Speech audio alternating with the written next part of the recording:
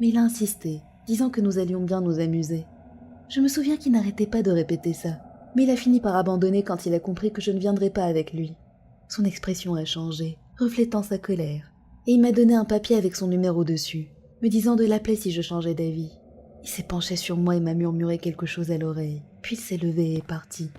Le reste de la nuit était un trou noir. Le lendemain, je me suis réveillée dans ma chambre, sur mon lit à côté de celui de ma coloc qui ronflait. En me levant pour prendre une douche, un papier est tombé de ma poche. C'était le numéro du gars de la veille, mais j'avais des choses plus importantes à faire.